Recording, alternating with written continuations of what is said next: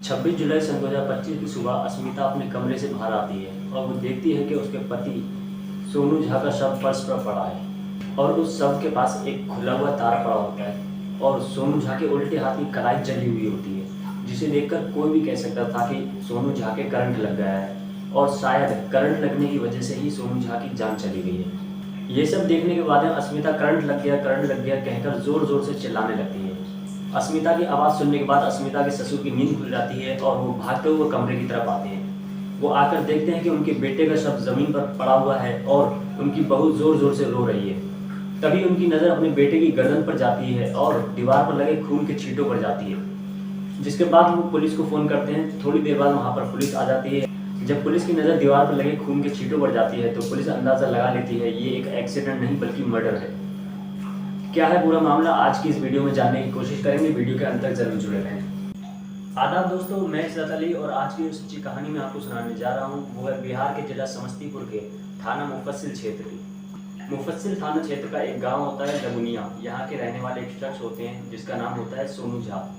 सोनू झा की उम्र 30 साल होती है और ये ई रिक्शा चलाने का काम करते हैं। 8 साल पहले सोनू झा की शादी अस्मिता नाम की लड़की से होती है जिसकी उम्र अभी 27 साल होती है। दोनों 2 बच्चों के माँ बाप बन जाते हैं और सोनू को शराब पीने की आदत हो जाती है। रोज शराब पीकर आके अपनी बीवी से झगड़ा करना सोनू की आदत बन जाती है। सोनू के रोज के झगड़ों से परेशान होकर अस्मिता अपने बच्चों को लेकर कई बार अपनी माँ के घर चली जाती थी, जिसके बाद पंचायत होती थी और वो वापस अपने ससुराल आ जाती थी।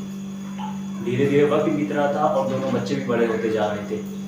अपने बच्चों को अच्छी शिक्षा देने के लिए सोनू झा अपने बच्चों की ट्यूशन लगवा देता है, जिसके बाद एक टीचर रोज उनके घर पर उन बच्चों को पढ़ाने आता है, जिसका नाम हरिओम होता है और इसकी उम्र 25 साल होती है।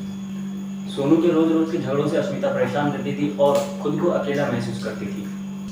और एक दिन जब हरिओम ट्यूशन पढ़ाने के लिए बच्चों को घर पर आता है, तभी अस्मिता उसे पानी पिलाने के लिए गिलास भरकर ले जाती है और हरिओम की नज़र उस अस्मिता पर पड़ती है। अस्मिता का चेहरा बहुत उदास होता है और उसकी आंखों में आंसू भरे होते हैं। तभी हरिओम उससे पूछता है कि क्या बात है, कोई परेशानी है क्या। हरिओम को अस्मिता की परेशानी पहले से ही पता थी और वो इस बात का फायदा उठाता है और अस्मिता को दिलासा देता है। अस्मिता पहले से ही अपने आप को अकेला महसूस कर रही थी और इसी बीच हरिओम का बात करना अस्मिता को अपना बना लेता है और इसी बीच उन दोनों को एक दूसरे से प्यार हो जाता है और ये प्यार कुछ हद से ज़्यादा बढ़ जाता है, जिसके बाद वो दोनों एक दूसरे के साथ संबंध बनाने लगते हैं। और ऐसा करते हुए अस्मिता का 4 साल का बेटा उन्हें देख लेता है और ये सारी बातें अपने पिता सोनू झा को बता देता है, जिसके बाद सोनू झा अपनी बीवी और ट्यूशन मास्टर से झगड़ा करने लगता है और अपने बच्चों को ट्यूशन पढ़ाने से हरिओम को मना कर देता है।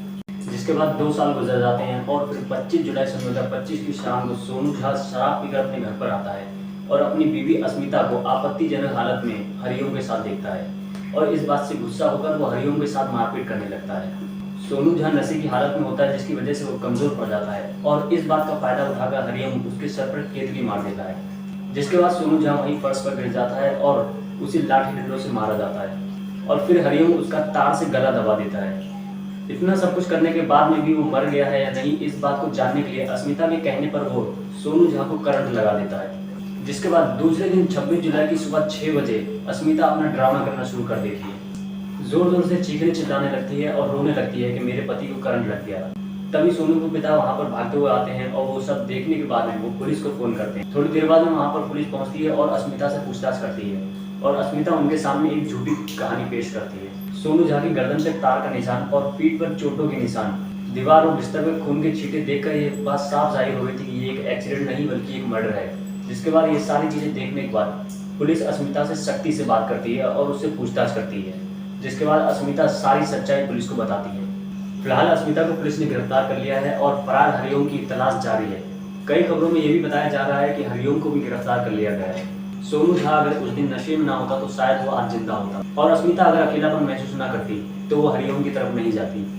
ये सारी घटना हुई नशे की आदत की वजह से। ये पूरी घटना जो मैंने आपको सुनाई है ये दैनिक भास्कर रिपोर्ट के मुताबिक है और ये पूरी घटना सुनाने का मकसद किसी का दिल दुखाना या किसी का परेशान करना नहीं है, बल्कि आप सबको जागरूक करना और आप सबको सावधान करना है। फिर मिलेंगे किसी दूसरी वीडियो में, तब तक अपना और अपनों का ख्याल रखें।